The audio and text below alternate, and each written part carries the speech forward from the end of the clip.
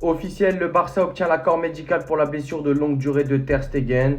Le Barça pourra donc enregistrer Juan Garcia avec la moitié du salaire de Ter Stegen. Et donc Juan Garcia sera inscrit demain, source que j'ai vue hier, donc normalement qui devrait être inscrit aujourd'hui ou dans le courant de l'après-midi. Bonne nouvelle côté Barça, après le départ du directeur de l'IA, Chema Alonso, une autre mauvaise nouvelle est arrivée pour le Real Madrid, donc qui fait des malheureux chez le voisin, qui fait des heureux chez nous.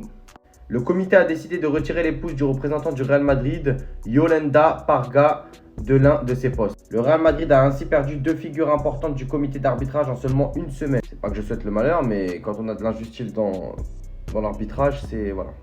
L'avenir de Dani Rodriguez au Barça est incertain. Il est presque remis d'une blessure à l'épaule et Hansi Flick l'aime bien, mais il y a trop de concurrence. En effet, trop de concurrence au poste qui occupe ce dernier, Dani Rodriguez, avec la Yamal en titulaire indiscutable. Après, on a Rooney maintenant qui devrait le suppléer en remplaçant.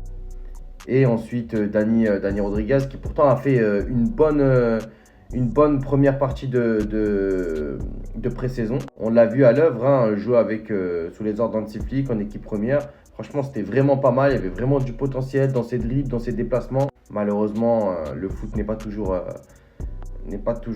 correct. Les blessures comme celle-là peuvent arriver.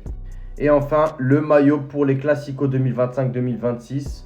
Personnellement, dites-moi ce que vous en pensez dans les commentaires. Moi, personnellement, à voir sur les joueurs comment ça se portera. Mais tout de suite maintenant, les bandes un peu, voilà, comme ça, au milieu, me dérangent un peu. Mais bon, après, ça se tente, ça se vérifie sur les joueurs.